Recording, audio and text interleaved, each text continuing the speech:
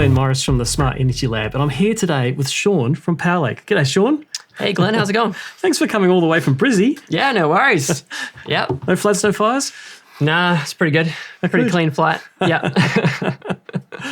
So, look, Powerlake, it's a really interesting name. So you're not a hydropower company, right? No. But you use hydropower. I mean, yeah, that's sort of part of it. If it's, part of what constitutes the price of energy, then yeah. Yeah. So let's explain. Why did you start Powerlake? Yeah, so I started Powerlake a few years ago, basically. So, one day I was sitting, in the backyard and looking over the pool that's there, and was looking at the pool pump and thought, this thing's running based on the time of day. So it's using a timer, basically, to figure out when it should use energy. But I had recently learnt about the whole supply and demand side of the electricity grid, and how when there's heaps of solar on the grid, then there's a lot of supply, and when the sun goes down, then there's less supply, and often people get home at that time, so there's heaps of demand and the price goes really high. So we have all these dynamics playing out on the grid. Commonly called the duck curve. The duck curve, exactly. So the duck curve, pretty much that. And I thought, well, how hard can it be to control stuff based on the price of energy? And 2 years later, here we are. Right. So it started with trying to control your pool pump. Yes. Now it's a business. Yeah. So what can Powerlake do for electricity consumers?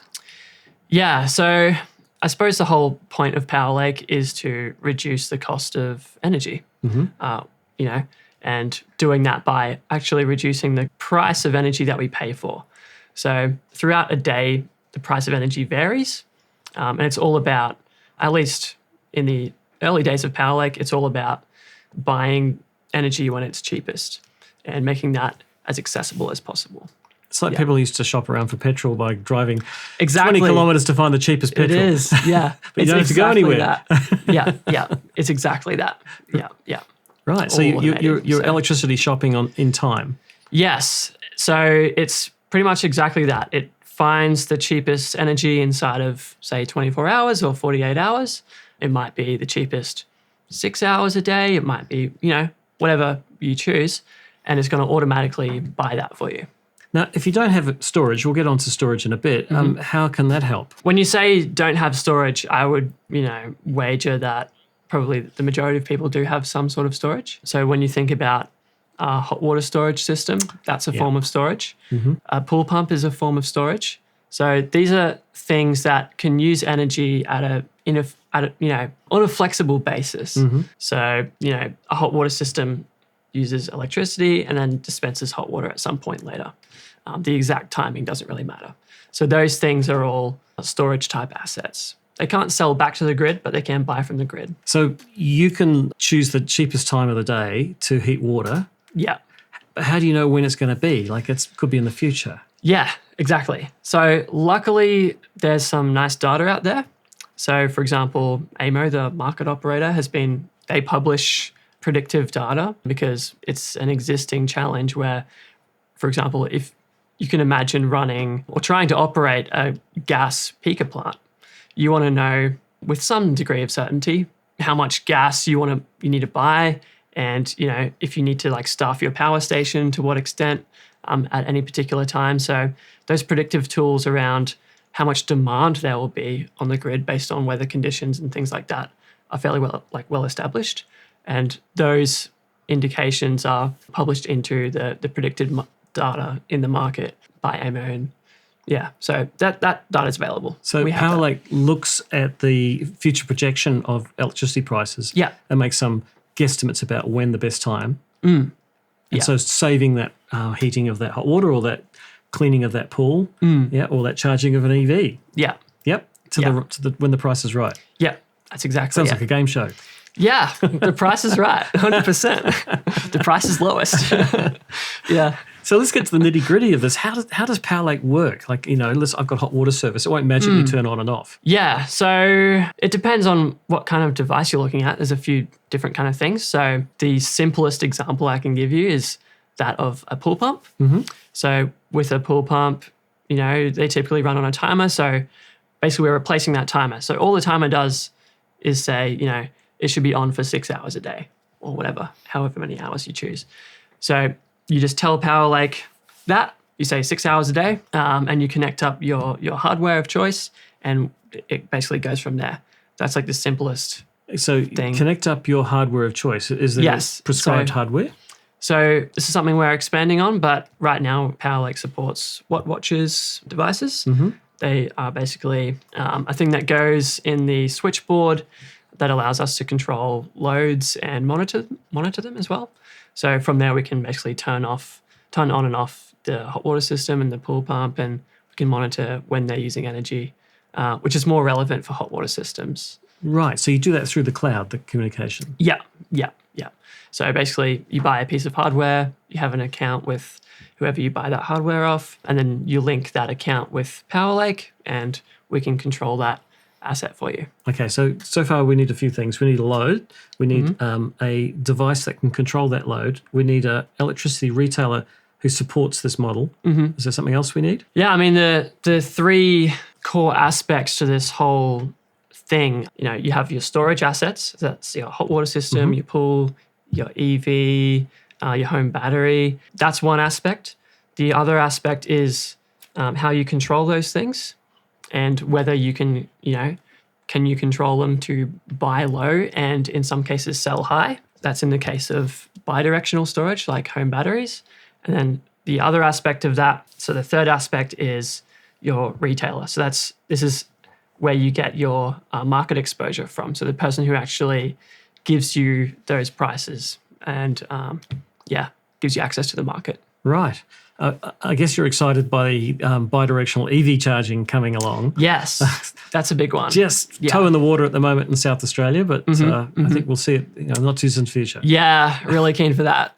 I feel like EVs are going to completely displace the stationary home battery. I mean, when you think you can buy, the cost of a Powerwall per kilowatt hour versus, you buy a BYD car brand new with however many kilowatt hours are in that these days. You basically get a car thrown in for free. It's a free car. On the price of your battery. Yes. It's a free car. Now, some of the naysayers go, but, bidirectional EV charging, or sometimes called vehicle to home or vehicle to X, is not really that viable for many people because they take the car away. Yeah. And so it's not at home when the free energy is available, like the sun. But in a way, it doesn't matter for you, does it? Because you're time-based or price-based. Yeah. Not sun-based. It is one of the core challenges. So there's two sort of sides to this, I suppose. What we can do for people who, drive to work, they're at work pretty much all day, they can't charge during the day when there's those super cheap prices. We can still at least, when you get home, you can plug in, you can forget about it. You don't have to worry. And it won't charge during those most expensive, however many hours, say 4 hours.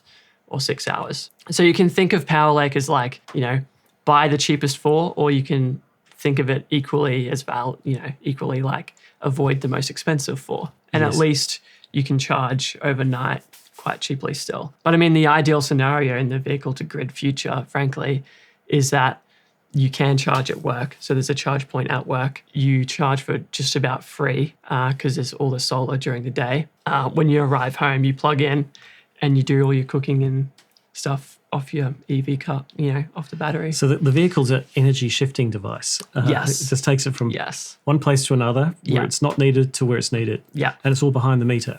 Yes. Yeah. Yeah. Wow. Yeah. That's pretty cool. Now, look, I've got a friend who was really into Bitcoin mining in the day when prices were good. And he used to use a service, I think it was Amber Electric. And he basically always on his phone checking the price, when to run the miners and when to stop. But, that's it. But that was a lot of, detail. Like, he had to keep on looking at his phone all day long. Well, that's the whole point. It's like you don't want to have to do that. No. That's the whole motivation of Powerlake is people doing that is like, we shouldn't have to watch the price.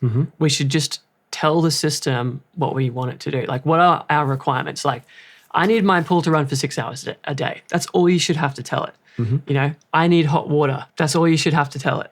Like, minimizing all the complexity. That's what Powerlake is about. Now, does Powerlake accidentally give benefit to the grid as well? Well, not so accidentally. More purposefully, because the challenge that we have as we move to 100% renewables is that the production of energy becomes completely variable. It's all variable. So there's like no base load essentially. So all of the system turns upside down. Instead of controlling supply to meet demand, we instead have to control demand to meet supply. The whole system has to flip. Right, because it's sort of opportunistic generation. Whenever the wind blows or the sun shines. We have to go back to making hay when the sun shines. We have to, otherwise, like that's what we're doing. So this is like what Powerlake is doing as well. It's enabling that. Yeah. Yeah. Now, you got a pretty cool graph on the screen here. Can you explain a bit about what's going on here? Yeah. So there's a little bit to this graph. Yep. So basically, the black line is the price of energy. So this is moving across the screen. So that's in horizontally. cents per kilowatt hour. Yep, cents per kilowatt hour. Yep. And this price, these prices is for Queensland, just by the way. And these are 5-minute intervals? 5-minute intervals. You just saw it update there. So we're getting updates to that as we go. Oh, this is live? Yeah. All right. Yeah, this is live. This is actually happening right now. Mm-hmm. And what we can see here is a storage system. So, and this is in the Powerlake app. And when this thing has been on, when it has used energy, and when it is planning to be on, in context to that price. So the blue is the energy used. Yep. And the green is basically saying that load is on at the moment. So the green is when it was on.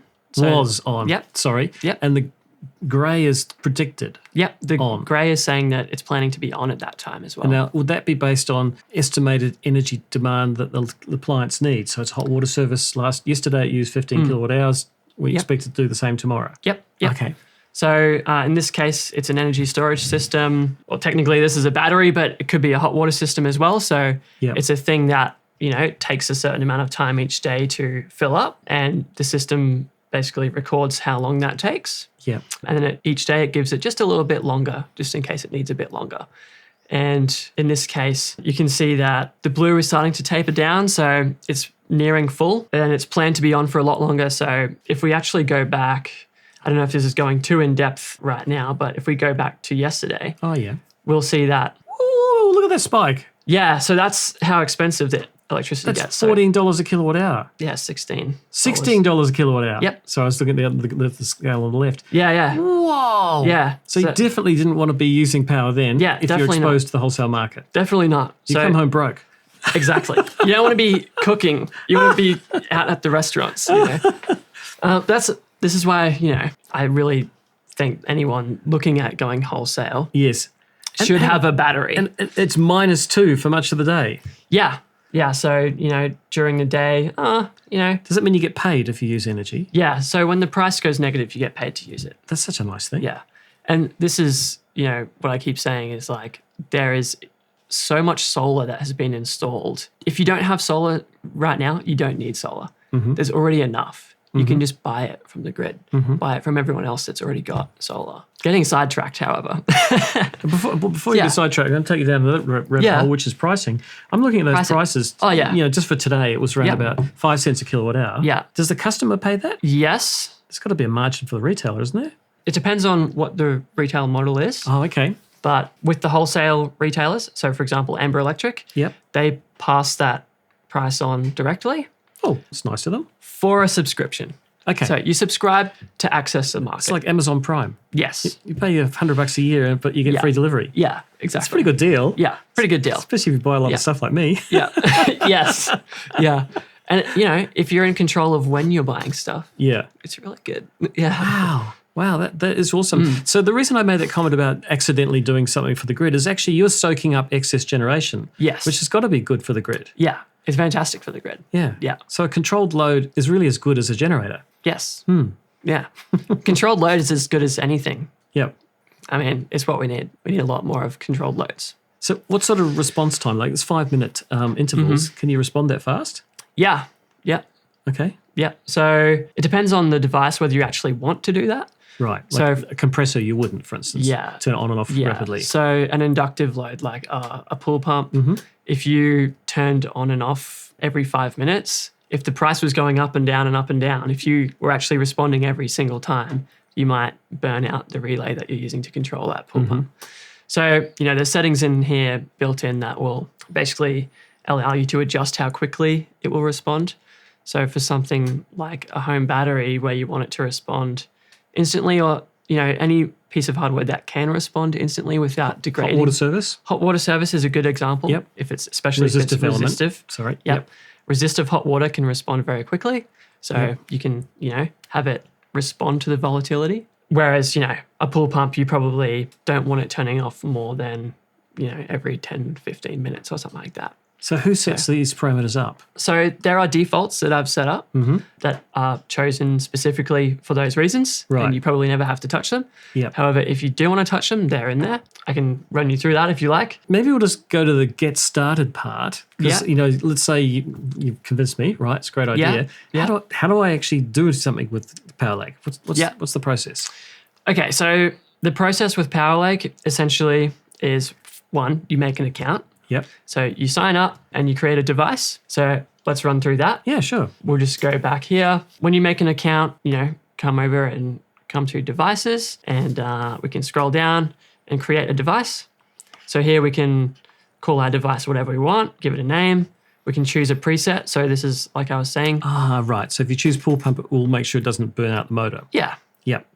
And it's some predefined loads. Yep. It's going to choose a default amount of time, hours per day. So this might be your pool company says it's got to be 8 hours a day. Yep. So if you have a large pool and a small pump, you might need that to be longer. So you can set that up. And that's pretty much it for the settings. Well, that was a bit easy. Yeah. So When I say who does this, is it the end user does this? Yeah. All right. So the household you open has account, control. You go to this page, you select these things, right? Yeah. But I have to purchase the controlling device at some point. Yeah. Okay. Yeah. So you'll need to get a piece of hardware, but I think this is a good place to start just because this is free to do. Do I need an electrician? It depends which hardware you use. The pool pump, for instance. That also depends on whether it's hardwired into your... Okay, let's say it's a plug-in. A plug-in at the wall? Yep. No electrician required. So I just put something between the plug and the wall, and that communicates with the cloud through an API to your service. Yeah. And the customer's already identified that device. How do they identify that device? What do you mean identify? Well, how does your service know it's their device? Yeah. So we'll get to that. Okay. So let's just save that. So we have our...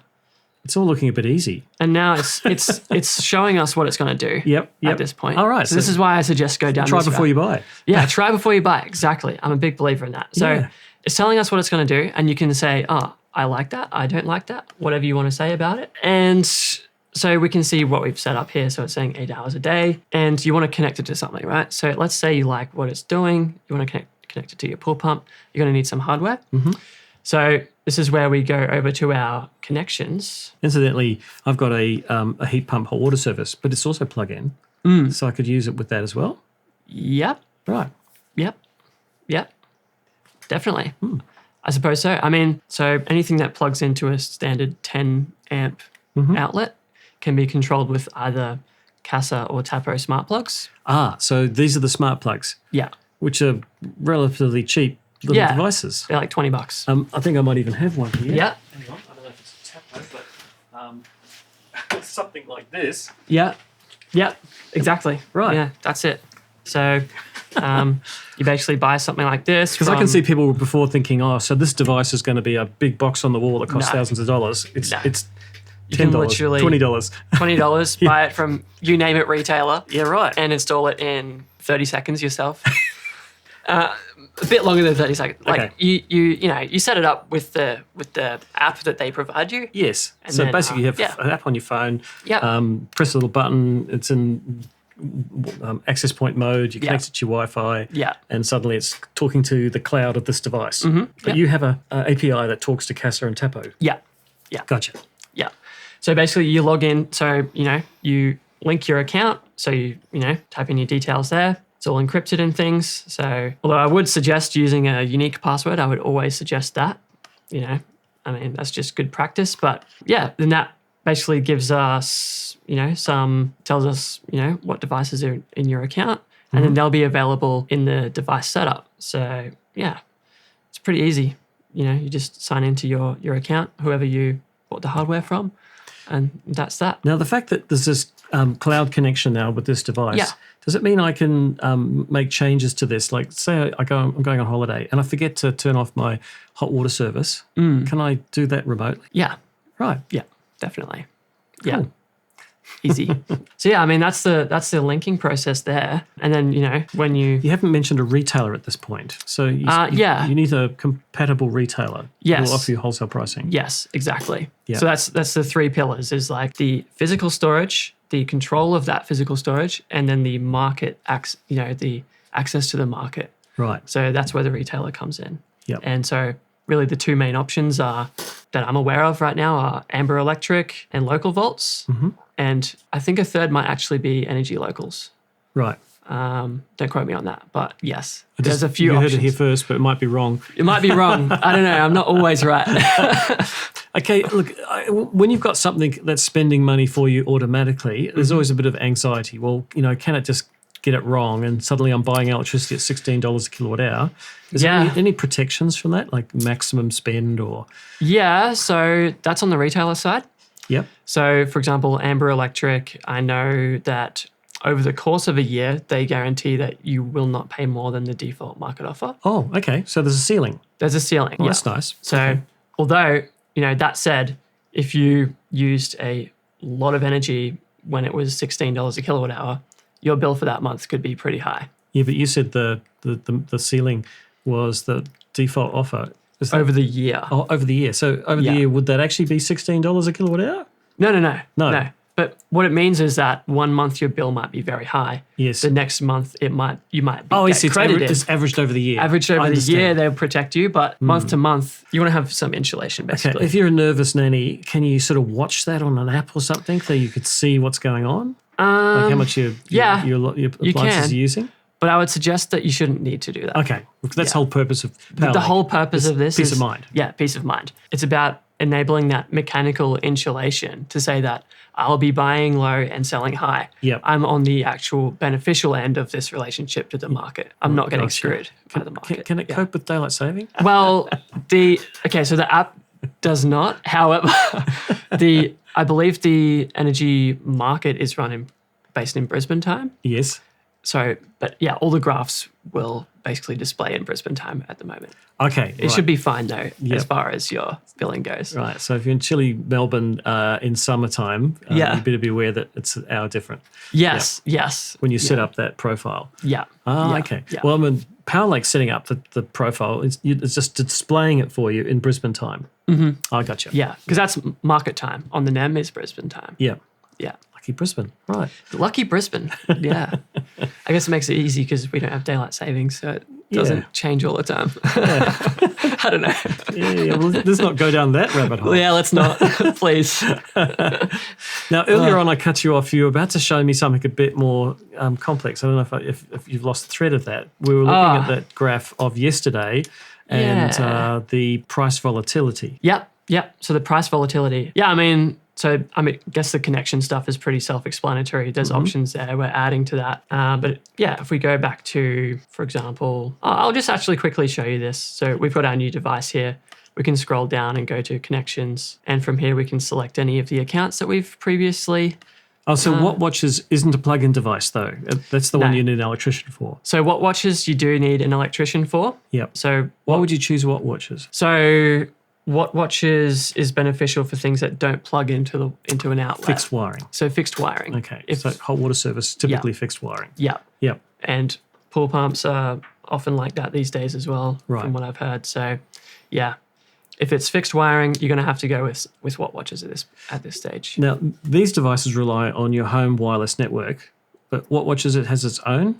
Yes. So WattWatches runs off, I believe, 4G. Mm-hmm. Yep. Just as well, it's not 3 because it's fading out. Yep, 3's gone. All right, so it's independent comms. You don't have to worry about changing your Wi-Fi password and nothing works and your bill's gone crazy. Yeah. And there is, a small fee associated to that. So there's a yearly fee paid to WattWatches, obviously, for the SIM card. Yes. However, the WattWatches device controls 3 loads. Yes. So between the hot water system, the EV charger and the pool pump, even if it's just for the hot water system, the savings should pretty much cover that. And I can go into some of the Yeah, well, that's probably where I figures. was going next, if it's all right. Yeah. Which is really, have you ever modeled the savings? Like, we've got to spend some money. We've got to buy $20. Yeah, We've got to $20. subscribe to Powerlake. We've got to get a plan with one of the compatible energy retailers, and they have a subscription fee. After spending all that, how much is it going to save us? Have you modelled that? Yeah. So I can show you some examples in my account here. So let's go home. And I've got, this year so far and last year. And there's a breakdown per device as well. So 2024 so far, what are we? February the 27th, so 2 months in, just about, is $80. So that covers the Watch's yearly fee right there. So we're ahead after 2 months. Yeah. On our initial spend, which we don't, but that's a subscription, right? Yeah. So, gotcha. Right. Yeah. And, Powerlake is $24 a year per device. So quite affordable. You should, I'm thinking, get back 10 times that. Wow. That's sort of the goal. Yep. Yeah. And we can see a breakdown per device as well. So I guess, the key figure is the rate actually paid. So this is actually the average price paid by that device. So this top one here is just an example of a device that uses 2 kilowatts for 4 hours a day in Queensland. So basically what this is saying is that the cheapest 4 hours a day in Queensland this year so far have been, the average price in those 4 hours each day has been 4.53 cents per kilowatt hour. So quite low. Yeah. And using 2 kilowatts, basically that means we've spent $21 on electricity. If we were to have paid the average price each day, we would have, spent 51 plus 21. So basically we've saved that $51. Oh, here's a radical idea. Why isn't this compulsory? Well, it's going to save customers money. There's no negative on that. Yeah. It's good for the probably operator. Will be at some point. It's good for the market operator because it's stabilizing the grid by soaking up excess generation. Yeah. I can't see any losers. There are none.